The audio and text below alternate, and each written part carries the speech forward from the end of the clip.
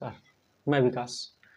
मैं ऐसे ही नॉर्मली जो इलेक्शन कमीशन द्वारा उनके वेबसाइट पर जो रिजल्ट अपलोड है वही चेक कर रहा था। मुझे इन सब चीज़ों में एक बड़ी कॉमन चीज़ लगी तो मैंने सोचा इस पर कुछ बात करें। आपके स्क्रीन पे कहीं ना कहीं ये सारे रिजल्ट शो हो रहे होंगे एक एक करके। इन सब में आप एक चीज़ कॉमन देखिएगा कि या तो गठबंधन एनडीए का या फिर महागठबंधन, 1 और 2 नंबर पे यही 2 पार्टियां हैं लगभग जगह पे। अगर कुछ सीटें जो सीमांचल एरियाज़ की हैं उनको छोड़ दे तो, और नॉर्मली 2-4 अपवादों को अगर आप साइड रखें तो। और इस सब में एक चीज़ कॉमन है कि जहाँ बीजेपी जीती है वहाँ आरजेडी को लगभग 70,000 के प्लस ही वोट मिले, बाई चांस ही किसी में कम है, वरना 70-80 प्लस ही है सब।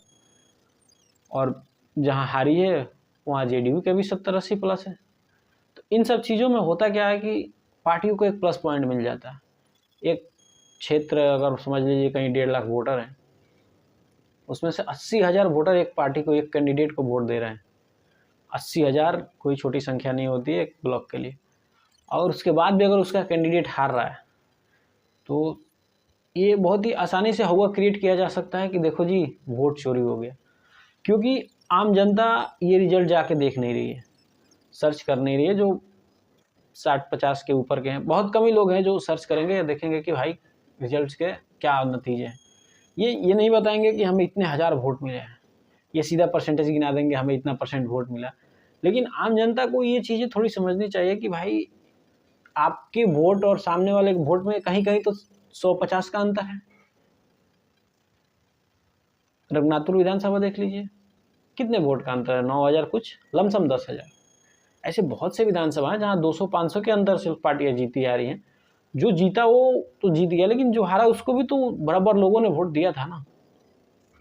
अब अगर कोई पार्टी आके कहे देखो जी आपने वोट दिया था ना, हाँ जी हमने दिया था, 10 गांव में आप घूमे, 10 गांव में आपको 10,000 लोग मिल जाएंगे जिन्होंने वोट दिया होगा, लेकिन फिर भी पार्टी हार गई।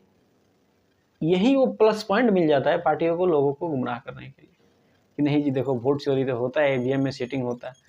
बस वो जो ऊपर के जो 5-7% वोटर होते हैं ना, वही खेल कर जाते हैं, और उन्हें ही साधना हर पार्टी चाहती है कि उनको साध लिया जाए।